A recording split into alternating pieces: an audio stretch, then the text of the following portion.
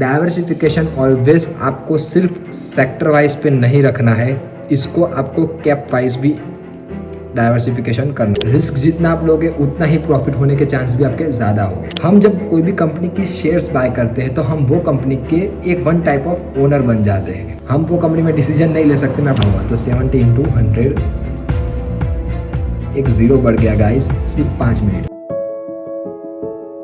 तो guys India में अभी क्या चल रहा है? मेरे हिसाब से तो पर्सनली स्टॉक मार्केट बहुत ज़्यादा चल रही है चर्चा में, क्योंकि अगर आप देखोगे तो ज़्यादातर जो यंगस्टर है, जो मेरे उम्र के लोग हैं, जो मैं कॉलेज कर रहा हूँ अभी फिलहाल, तो जो मेरे उम्र के लोग हैं वो ज़्यादातर ऐसा सोचते हैं कि उनको स्टॉक मार्केट सीखना है, क्योंकि ये पहली बात सबसे ईजी चीज़ है सीखने के लिए, क्योंकि ये घर पर बैठ के सीखी जा सकती है। दूसरी बात, ट्रेडिंग करके एक चीज़ आती है, आपको ये नहीं पता हो तो मैं आपको बता दूं कि ट्रेडिंग करके चीज़ आती है जिससे आप रातों रात अमीर बन सकते हो। ऐसा सबको लगता है, पर्सनली ऐसा कुछ होता नहीं। मैं आपको बता दूं, कुछ ऐसा नहीं होता कि रातों रात अमीर बन जाए, कोई ऐसी टेक्निक नहीं होती।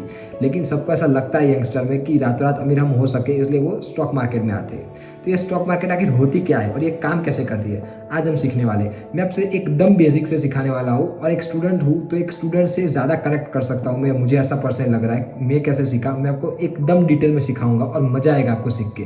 तो चलिए शुरू करते हैं बिना देरी के हुए।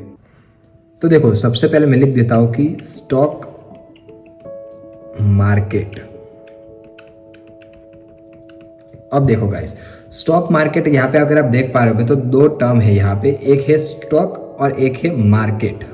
तो मार्केट, अब देखो स्टॉक अगर मैं यहाँ पे लिखूं, सबसे पहले 2 मिनट, ओके, स्टॉक, और इसको में हम शेयर्स भी कहते हैं।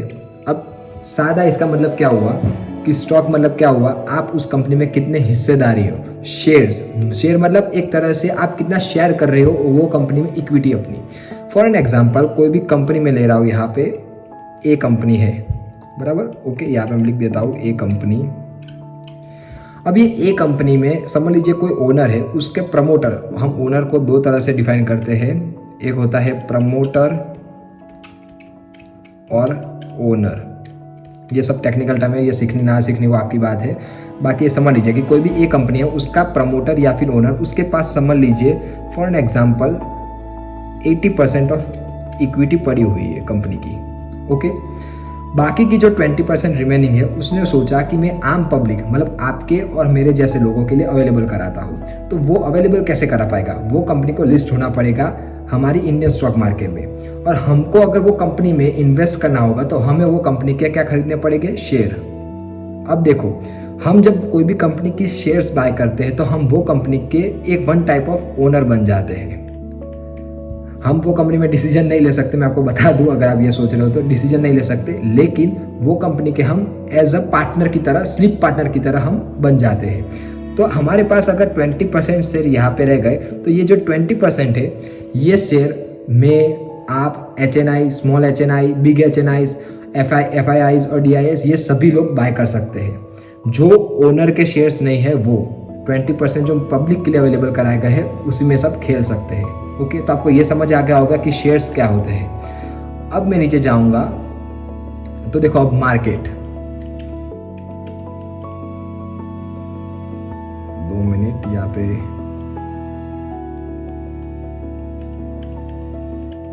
ओके। देखो, मार्केट को हम हिंदी में क्या बोलते हैं? वन टाइप ऑफ बाजार।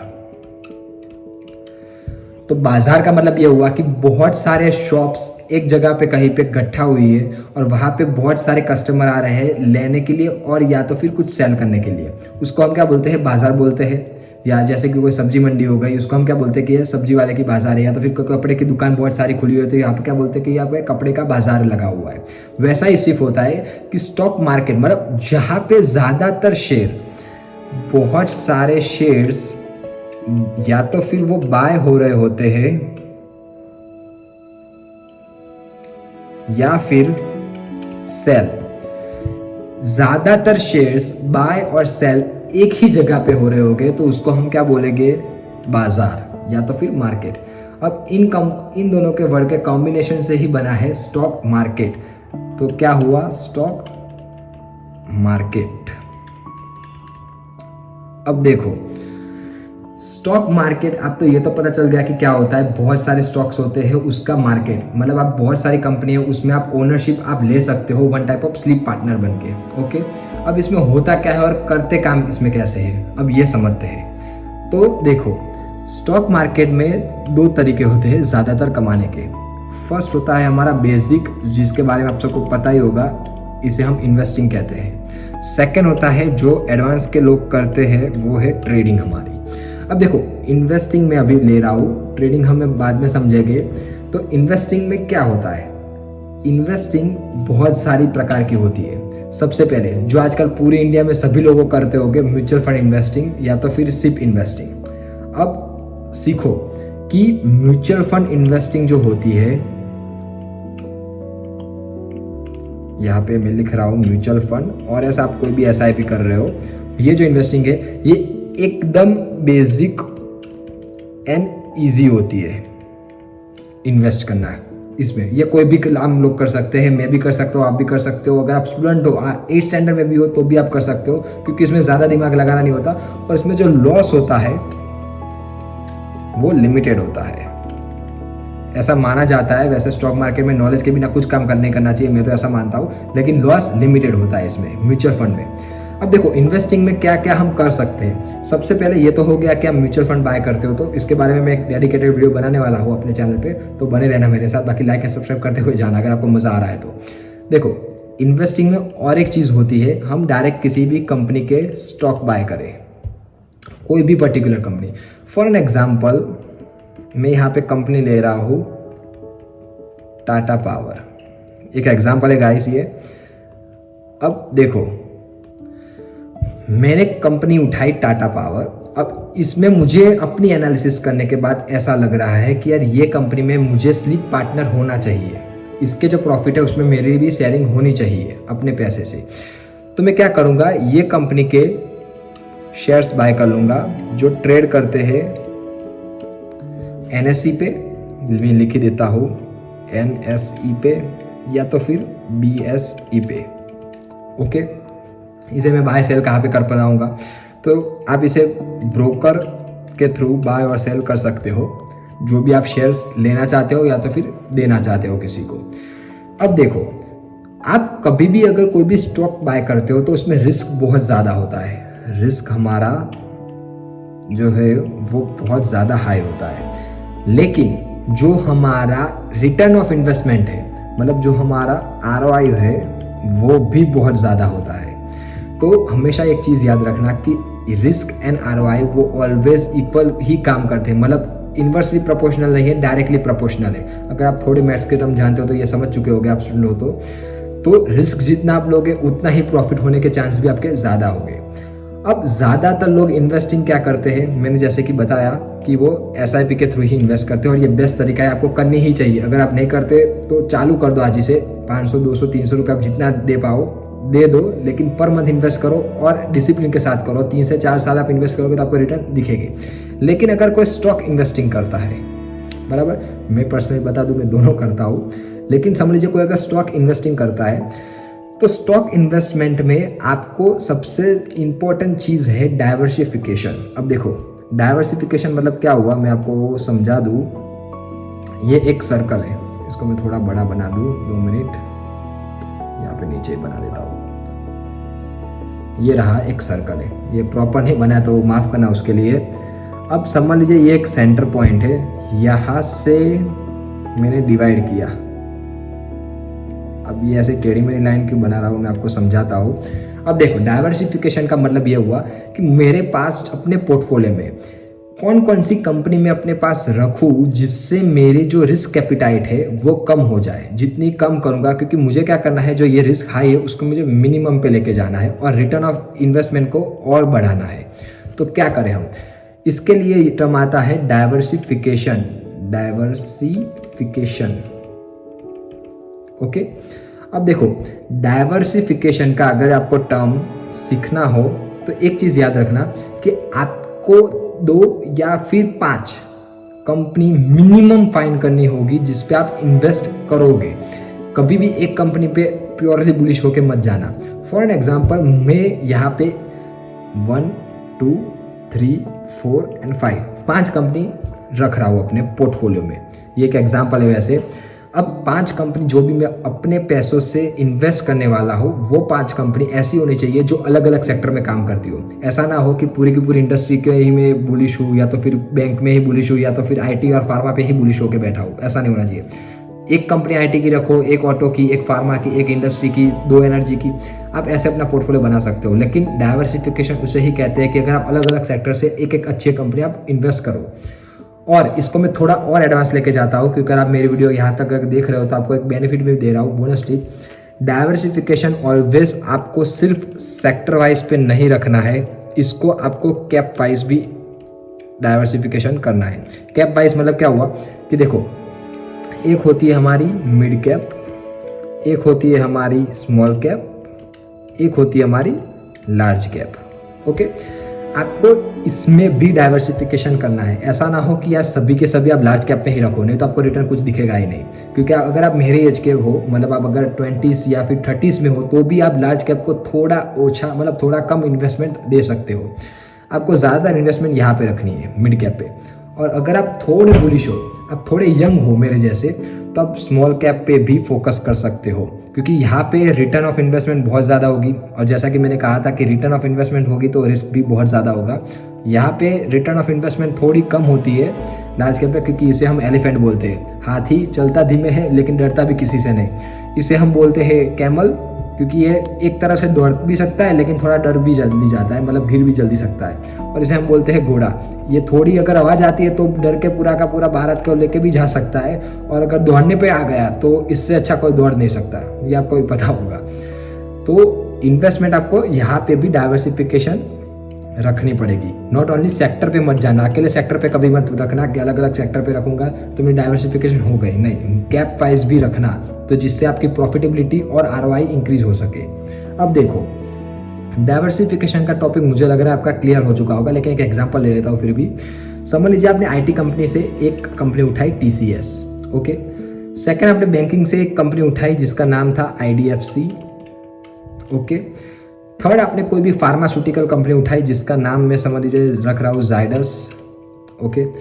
फोर्थ हमने कोई भी कंपनी उठाई ऑटोमोबाइल से, और यहाँ पे मुझे ऑटो एंसिलरीज पर्सनली पसंद है, तो मैं मतलब देखो ये एक सोना BLW में एक एग्जाम्पल ही ले रहा हूँ, आपने ये उठाई।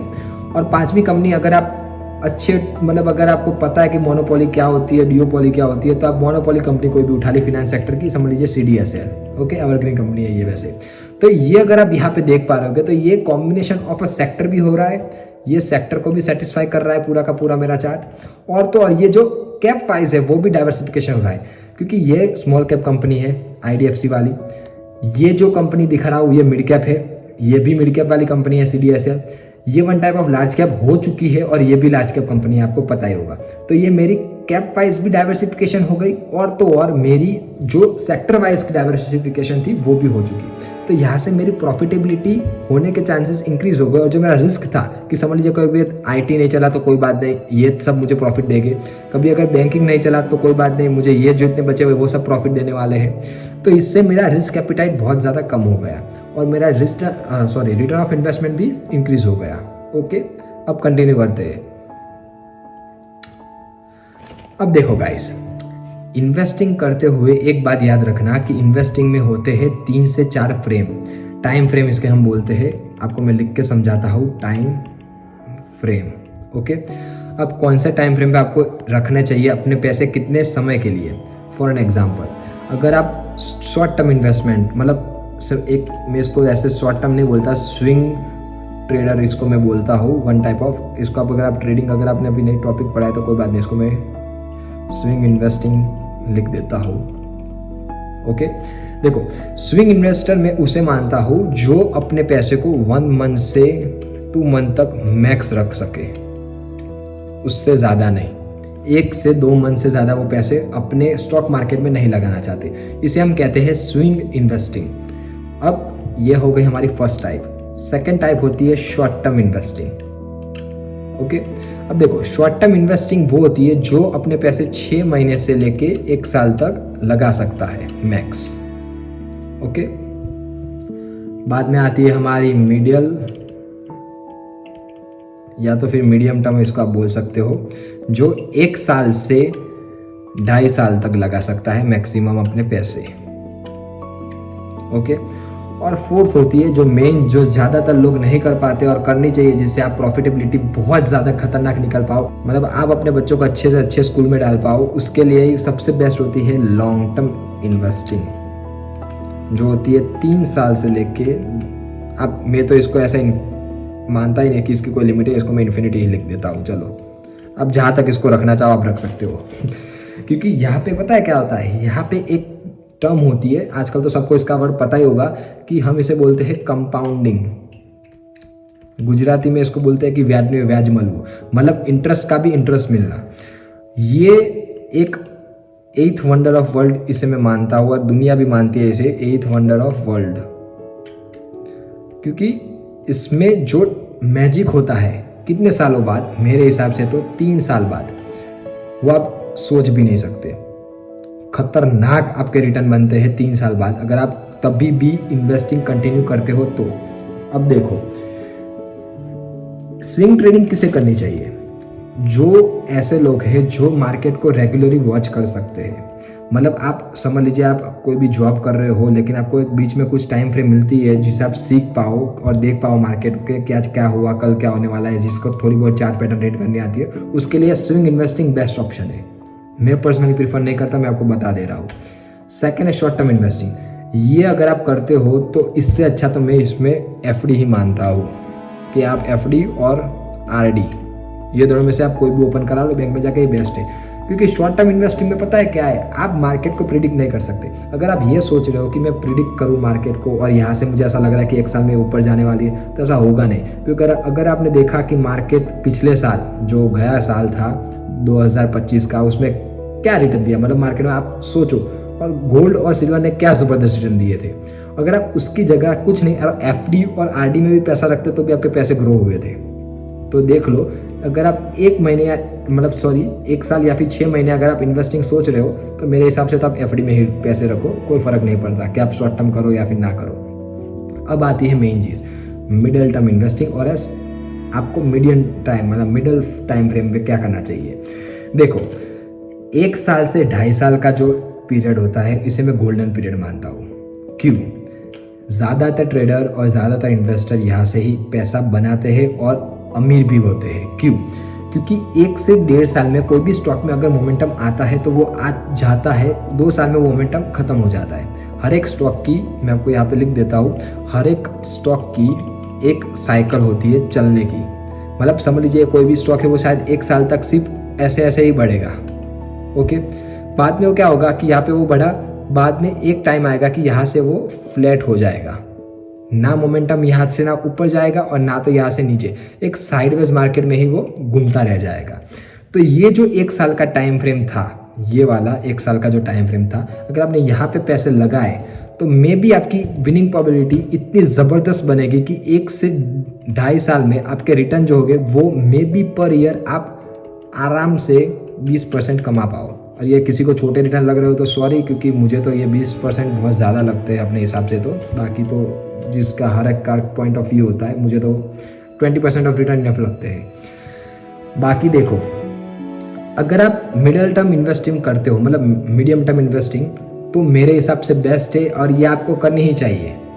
अगर आप कोई भी स्टॉक में मोमेंटम पकड़ना सीख गए 1 डे के या 1 मंथ के टाइम फ्रेम पे, तो यहाँ से आप बहुत जल्दी तो नहीं कहूँगा क्योंकि 2.5 साल का टाइम लगता है, इसमें मैंने लिखा हुआ है वैसे तो जल्दी नहीं, लेकिन आप इस पर रिच हो सकते हो, वेल्थी हो सकते हो, 1 टाइप ऑफ। ओके, अब आती है सबसे बेस्ट इन्वेस्टिंग जो पूरी इंडिया भी कर रही है और सभी लोग फोकस पे है, ये है long term investing. Long term investing हम इसे कहते हैं कि हम रोज मार्केट में एक, मतलब रोज डालो या तो फिर कभी एक अपना लमसम अमाउंट, बड़ा कैपिटल लाके मार्केट में डिप्लॉय कर दो, और वहाँ पे वो कैपिटल डिप्लॉय करने के बाद आपने 3 से 5 साल, 6 साल, 7 साल, 10 साल, या तो फिर डायरेक्ट अपने बच्चों को ही कह दिया कि यार ये मैंने पैसे लगाए हुए थे, तू देख लेना कभी भी तुझे ज़रूरत पड़े तो वो कितने रिटर्न बने।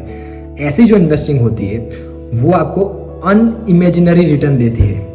ये जो इन्वेस्टिंग होती है ये आपको लिटरली कह रहा हूँ अनइमेजिनरी रिटर्न देगी आपको लाइफ में। कभी आपने सोचा नहीं होगा ऐसे रिटर्न ये वाली इन्वेस्टिंग स्ट्रेटेजी आपको देगी, क्योंकि आपने ये क्या किया, लिए स्टॉक और भूल गए बाद में। और ये जो भूल गए ये आपको लाइफ में अपने बच्चों को अपने दिल से आपको नहीं भुला पाएंगे। मतलब एक बार वापस से सुनना, आपके बच्चे भी कहेंगे कि यार मेरे पापा ने हाँ किया था ये इन्वेस्टिंग और क्या ज़बरदस्त रिटर्न ला के दिए मुझे। तो मैं ये मानता हूँ कि ये जो इन्वेस्टिंग है वो आप कुछ नहीं तो कुछ नहीं, मतलब लाइफ में आप 20,000 रुपये भी अगर आप अर्न करते हो तो एक सिर्फ 20,000 रुपये का पोर्टफोलियो बना के भूल जाओ। इन्फिनिटी मैंने इसलिए लिखा हुआ है कि ये आपको पैसे निकालने ही नहीं है, डायरेक्ट अपने बच्चों को ही देने कि ये 20,000 का जो पोर्टफोलियो था वो डायरेक्ट मेरे सन या फिर डॉटर जो भी आपके हो वही सिर्फ आपको यूज़ करेंगे। फिर देखना कि क्या चमत्कार होता है, मतलब वो इन्वेस्टिंग जो मैं कह रहा हूँ ये कंपाउंडिंग उसका रिटर्न क्या ज़बरदस्त आता है। 20,000 रुपये वैसे कुछ बड़ी बात नहीं है, किसी की शायद मंथली इनकम इतनी होगी मेरे हिसाब से, और अगर नहीं है तो भी वो 20,000 का पोर्टफोलियो बना सकता है ईजिली। तो देखो ये सारी हो गई हमारे इन्वेस्टिंग कौन कौन से तरीके से करी जा सकती है, swing, short, middle and long. Okay, अब यहाँ पे अगर मैं दिखाऊँ आपको, नीचे जा रहा हूँ तो एक टर्म होती है हमारी ट्रेडिंग की।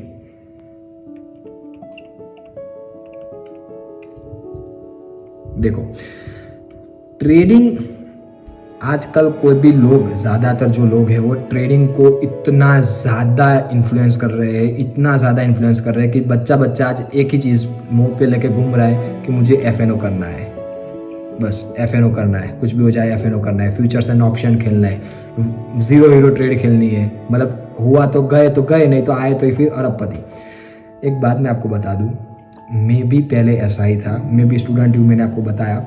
मैं ये स्टॉक मार्केट जब नहीं सीखा था तब मुझे भी अपने दोस्तों ने ऐसी लत पे लगा दिया था कि यार जो ऑप्शंस या फिर फ्यूचर आप कहो, ये जो ट्रेडिंग होती है वो प्रीमियम, अगर आपको नहीं पता वो मैं आपको सिखाऊंगा धीरे धीरे पूरे कोर्स में। लेकिन समझ लीजिए कोई भी 7 रुपये का प्रीमियम है, अब वो 7 रुपये का प्रीमियम अचानक से अगर 70 का हो गया विथिन 5 मिनट, और यहाँ पे इस पर अगर आपने पैसे बाय किए थे, मतलब समझ लीजिए ये 7 रुपये का प्रीमियम, इसको अगर आप ऐसे मत समझिए, 7 रुपये का कोई भी एक पर्टिकुलर आपने स्टॉक बाय किया, ऐसे आप समझिए, और ऐसे स्टॉक मैंने समझ लीजिए 100 उठा दिए, तो कितने हुए, 7 × 100 = 700। ओके, 700 की मैंने बाइंग करी थी और ये हो गए 5 ही मिनट में, कितने, सिर्फ 5 मिनट में ये हो गए 70 रुपये। तो मेरी प्रॉफिट कितना हुआ, तो 70 × 100, एक 0 बढ़ गया गाइस सिर्फ 5 मिनट में। अब ये कौन नहीं करना चाहेगा, मुझे वो बोलो। और वो भी जो कॉलेज के स्टूडेंट होते हैं जिनके पास वैसे भी पैसे की कमी होती है, वो तो ये ऐसी चीज़ अगर देखेंगे तो वो तो पूरा का पूरा मतलब मैजिक ही लगेगा कि यार क्या बात है, 700 रुपये में 7,000 रुपये, फ्रेंड्स को पार्टी भी दे सकता हूँ, चिल भी कर सकता हूँ, गाड़ी का डीजल भी आ गया, ट्रेन का खर्चा भी आ गया, मज़ा ही मज़ा है। और ये भी सिर्फ 5 मिनट में, अगर दिन के नहीं चलो उस महीने के भी अगर ये 7,000 रुपये निकल रहे तो भी बहुत है कि जॉब करें। पहले ऐसा होता था कि ऐसे 7,000 रुपये निकाल सकते हैं हम आराम से, आपको मिलेगा, मार्केट देगी भी सही, 7 से 7 14 हो गए, 14 से आपके पास 20 हो गए, 20 से आपके साथ 25 हो गए। बाद में एक ट्रेड आपका ऐसा आएगा कि अगर आपके 25,000 रुपये है तो ये 25,000 को कुछ नहीं करेगा, ये जितने भी आगे के नंबर थे वो सब चले जाएंगे, आपके पास बचेगा सिर्फ ये 0, सिर्फ 0 रुपये बचेंगे, आपका जो भी कैपिटल था वो सब चला जाएगा। ये मैं आपको गारंटी के साथ दे रहा हूँ, क्योंकि ट्रेडिंग जो होती है वो ज़्यादातर बहुत बड़े जो HNIs होते हैं वही करते हैं, या तो फिर जिनके पास खतरनाक का ब्रेन पावर होता है और पेशेंस होती है और डिसिप्लिन की एक अलग स्ट्रेटेजी होती है, वही प्रॉफिटेबल है। आप सेबी का डेटा भी देखना, जिससे आपको ये पता चलेगा कि 90% of Indian traders are losing in money in FNOs। सिर्फ 10% लोग ही हैं जो प्रॉफिट कर पा रहे हैं, बाकी तो कोई कर नहीं पा रहा। तो अब मुझे आपको ये 10% में लाना है और ये 10% को मैं 11% लेके जाऊँ, ऐसा सोच रहा हूँ। अकेला तो नहीं कर पाऊँगा, ये आपका साथ के बिना नहीं होगा, लेकिन ये कर सकते हम। इसको मैं 89 करें हम सब मिलके, और यहाँ पे हम 11% करें। कैसे करेंगे, कुछ नहीं, आपको मुझे फॉलो करना पड़ेगा, उसके लिए लाइक्स करके जाना, बाकी ये वीडियो को शेयर करके जाना, क्योंकि ये आपके दोस्त भी सीख पाए कि स्टॉक मार्केट क्या होती है, कैसे काम करती है। देखो थोड़ा मोटा मैं समझा देता हूँ ट्रेडिंग के बारे में। ट्रेडिंग में यहाँ पे अगर आप देखो तो वन टाइप ऑफ, इसमें मल्टीपल वेज होते हैं अर्निंग करने के लिए। इन्वेस्टिंग में क्या एक लिमिटेड होती है कि आप बाय किया सेल किया। ट्रेडिंग में आप एक होता है फ्यूचर। अब देखो आप अभी देखो, इसको मैं अभी नहीं समझा रहा, एक्सप्लेन नहीं कर रहा हूँ, क्योंकि ये बाद में बहुत बड़ी वीडियो हो जाएगी, इसलिए इसको हम नेक्स्ट वीडियो में रखेंगे। लेकिन समझ लो कि एक फ्यूचर होता है, ओके। एक होता है हमारा ऑप्शन, जिससे रातों रात अमीर हो सकते हैं ऐसा सबको लगता है वैसे। एक होता है हमारा इंट्राडे, जो नहीं कहते कि हमारा घर पूरा बेचने पे आ गया था, देवाला हो गया पूरा का पूरा, मतलब परिवार हिसाब सपूड़ा हो गया, वो यहाँ से होता है, और यहाँ से भी हो सकता है, और यहाँ से भी हो सकता है। इससे क्या सीखे, अगर आपको लाइफ में रिस्क लेना पे ऐसा लगता हो कि नहीं मैं रिस्क नहीं ले सकता, तो ये चीज़ पे कभी आना ही मत, ये ट्रेडिंग को भूल ही जाओ। स्टॉक मार्केट में ट्रेडिंग नाम की कोई चीज़ ही नहीं होती, ऐसा ही मान लो। अगर आपने ये सोचा कि स्टॉक मार्केट में मुझे ट्रेडिंग करनी है और ये आप रिस्क लिमिटेड ले सकते हो, तो आना, नहीं तो आपकी ये ऐसी गेम बजाएगी। मैं कह रहा हूँ कि पूरा का पूरा घर तो छोड़ो, आप अपने चाचा बुआ के भी घर लेके जाओगे, उनको भी कहोगे कि यार गजब की चीज़ आई है मार्केट में, मुझे आती है, मैं करूँगा, और आपका भी जो पैसा होगा वो 3 से 4 गुना करके दूंगा। कुछ नहीं कर पाओगे, जितना भी पैसा लगा है वो सब चले जाएंगे। तो जिसके पास अगर डिसिप्लिन है, सीखना चाहता है वो ही सिर्फ आए ट्रेडिंग में, वरना मत आओ। जो ये मैंने बताया है, जो इन्वेस्टिंग है, यही करते रहो, बेस्ट रिजल्ट आपको मिलेंगे, आप बहुत अच्छे पैसे कमाओगे। और 20% कम नहीं होते, मैं आपको वैसे बता रहा हूँ। ये 20% के रिटर्न बहुत ज़्यादा है। कोई भी आपको 20% देगा आपको 1 साल के, कोई नहीं देता। और ये 20% कैसे निकालोगे वो भी मैं आपको सिखाने वाला हूँ, तो बने रहना मेरे साथ। देखो, फ्यूचर्स एंड ऑप्शंस में, ऑप्शन में एक मोटा मोटा मैं आपको नॉलेज दे रहा हूँ कि मार्केट इसमें होता क्या है। कुछ नहीं होता। ट्रेडिंग हम किसे कहते हैं, सिर्फ 2 ही बटन होते हैं। एक बटन होता है बाय का, एक बटन होता है सेल का, एक ग्रीन का और एक रेड का। आपको मार्केट में सिर्फ ये प्रिडिक्शन करनी होती है, ये आपको स्पेकुलेट करना होता है कि मार्केट यहाँ से ऊपर जाएगी या तो फिर नीचे जाएगी या तो फिर साइडवेज ही रहेगी। अब जो ये प्रिडिक्ट कर सकता है, अब ये प्रिडिक्शन मतलब कोई एस्ट्रोलॉजी नहीं है कि आज का चंद्र का ग्रह ये था, आज सूर्य यहाँ से निकला है तो मेरे हिसाब से मार्केट यहाँ पे साइडवेज ही रहेगी, ना तो ये ऊपर जाएगी ना तो ये नीचे जाएगी। ऐसा नहीं होता। देखो, आपको प्रिडिक्शन अपनी नॉलेज, स्किल, ट्रेडिंग की जो टेक्निकल टर्म होती है वहाँ से, price action momentum, option chain का डेटा देखना आना चाहिए, ऑप्शन पे आप कौन से प्रीमियम कब मूव हो रहे हैं, आपको ऑप्शन ग्रीक देखने आना चाहिए। ये सारी टर्म आपको आनी चाहिए, तभी आप यहाँ पे ये ट्रेडिंग कर सकते हो। वरना आप, पक्का कह रहा हूँ, जो ये 90% के जो लोग थे, अब यहीं पे आके खड़े रह जाओगे और पैसा अपना दे के ही जाओगे। और हाँ, एक मेन चीज़ कि जो ऑप्शन की जो गेम है, ये जीरो सम गेम है। मेरी राइटिंग थोड़ी ख़राब है वैसे।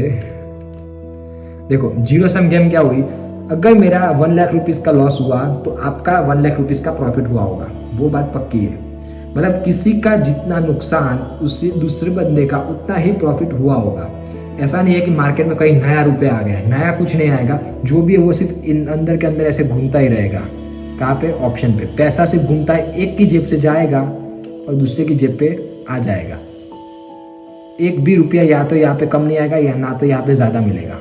ओके, अब देखो, अब ज़्यादातर लोग पता है क्या मानते हैं कि यार ये ऊपर जाएगी और नीचे जाएगी, ये तो सिर्फ प्रिडिक्ट करना है, ये तो कितना ईजी ऑफ बिजनेस है, मज़ा ही आ जाएगी, सिर्फ बाय और सेल तो दबाना है। लेकिन अगर इतना ईजी होता तो आज हर घर पे एक बंदा इतना अमीर होता कि कोई बात ही मत पूछो। हर घर पे इंडिया पे फरारी होती। क्यों आप ऐसी न्यूज़ सुनते हो कि यार स्टॉक मार्केट से मेरा दिवाला निकल गया, मेरा इतना कर्जे में फंस गया कि बात ही मत पूछो। कोई ऐसी न्यूज़ आपने सुनी अपने दोस्तों से कि मैं स्टॉक मार्केट से इतना ज़्यादा अमीर बन गया? जो भी यूट्यूबर है वही सिर्फ ऐसा कहते हैं, वो मैं हूँ या तो फिर कोई एक्स यूट्यूबर है। क्यों ऐसा बोल पाते हैं? क्योंकि उन्होंने वो मार्केट को सीखा है और बाद में आपको सिखा रहे हैं। ऐसा नहीं है कि सिर्फ हवा में बातें कर रहे हैं, उन्होंने वो पर्सनल एक्सपीरियंस किया। जो लॉस था, देखो मैंने भी लॉस फेस किया है, मैं आपको फ्रैंकली बता रहा हूँ। स्टूडेंट हूँ, स्टूडेंट की तरह ही बात करूँगा। लॉस मैंने भी किया था, लेकिन लिमिटेड किया था। लॉस कितना अमाउंट किया था वो भी मैं आपको बता दूं। मैं अपने 5000 रुपीज़ लेके आया था मार्केट में ट्रेडिंग करने के लिए। एक बात दिमाग में फिट रखी थी, ये 5000 के अगर ये जीरो हो गए तो यहाँ से मेरी ट्रेडिंग ख़त्म, नहीं करूँगा मैं।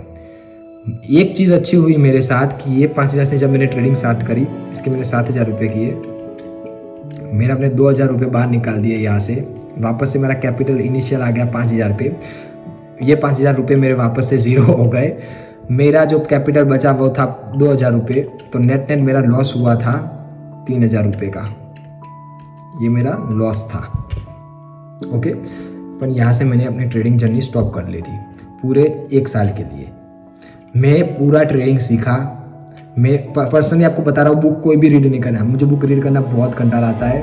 अगर आपको रीड करना अच्छा लगता है तो बहुत अच्छी बात है, लेकिन मुझे पर्सनली बहुत कंटाल आता है बुक रीड करने में। मैं यूट्यूब पे वीडियो देखता था, थोड़ी जो अपने दोस्त से उनसे सीखता था। और paper trading one of the best way है पेपर ट्रेडिंग। अगर आप पेपर ट्रेडिंग पे फुल्ली फोकस करते हो तो इससे बड़ी चीज़ ट्रेडिंग में आपके लिए कोई हो ही नहीं सकती। पेपर ट्रेड करो जितना हो सके उतना, आप इतने अच्छे से आप सीख पाओगे अपने आप में कि आप बात ही मत पूछो, कोई आपको नहीं सिखा पाएगा, ना मैं, ना कोई दूसरा यूट्यूबर, ना तो कोई आपको बुक सिखा पाएगी। लेकिन जो आपको पेपर ट्रेडिंग सिखाएगी वो ज़बरदस्त होता है। तो मैं पेपर ट्रेडिंग करते करते 6 महीने निकल गए, सीखता रहा। बाद में मैं वापस से लाइव मार्केट में आया, बाद में मैंने ट्रेडिंग स्टार्ट करी थी और अभी तक ट्रेडिंग कर रहा हूँ। और अभी मैं ऐसा क्लियर कट बता रहा हूँ, प्रॉफिटेबल अभी हुआ हूँ, अभी मतलब पिछले 3 महीने से ही मैं प्रॉफिटेबल हुआ हूँ। और वो प्रॉफिट अच्छा आ रहा है। क्यों आ रहा है? क्योंकि मैंने एल्गो बना के रखी है। अब वो एल्गो ट्रेडिंग क्या होती है वो सब आप सीखेंगे आगे, क्योंकि एक पूरी सीरीज़ बनाने वाला हूँ मैं, क्योंकि आपको भी पता चले कि ऑप्शंस क्या होते हैं, फ्यूचर्स क्या होते हैं, इंट्राडे क्या होता है। देखो ज़्यादातर लोग यूट्यूब पे इन दोनों की ही बात करते हैं, फ्यूचर्स एंड ऑप्शन, लेकिन मैं आपको इंट्राडे भी सिखाऊंगा कि इंट्राडे कैसे करते हैं, क्योंकि ये जो चीज़ है ना, इस पे मैनिपुलेशन मेरे हिसाब से थोड़ा कम होता है। देखेंगे हम भी इसको आगे। लेकिन अगर आपको ऐसी वीडियो अच्छी लगती है तो मुझे लाइक एंड सब्सक्राइब जरूर करते हो जाना। और इसका मैं क्रैश कोर्स लाने वाला हूँ, जिससे आप इन्वेस्टिंग सीखोगे, SIP क्या होती है वो सीखोगे, ट्रेडिंग कैसे करी जाती है, और ट्रेडिंग में कौन कौन सी टाइप है, आप कौन कौन सी ट्रेडिंग कर सकते हो, मतलब फ्यूचर्स आप कैसे कर सकते हो, ऑप्शंस कैसे कर सकते हो, ऑप्शन का डेटा कैसे रीड करें, अगर आप इंट्राडे करते हो तो इंट्राडे पे आप कैसे प्रॉफिटेबल ज़्यादा हो सके, ये सभी चीज़ मैं आगे सिखाने वाला हूँ। तो ये सब अगर आपको सीखना है इन डिटेल, और ऐसा ही आपको फ्रेंडली नेचर चाहिए, मतलब मैं स्टूडेंट हूँ तो अगर आप भी स्टूडेंट हो तो मुझे ऐसा लग रहा है कि आप शायद कनेक्ट हो सके मुझे, मतलब एक दूसरे के साथ हमारी बॉन्डिंग बैठ सके। तो इसके कारण अगर आपको मज़ा आया हो ये सीख के कि स्टॉक मार्केट क्या होती है, इन डेप्थ मैंने सिखाने की कोशिश की है। बाकी जितने भी ये मैंने एग्जांपल दिए थे वो एक एग्जांपल ही है। अगर आपको इन्वेस्टिंग और ट्रेडिंग करनी है तो अपने फाइनेंस एडवाइजर से पूछ के करना। बाकी stay happy and stay connected.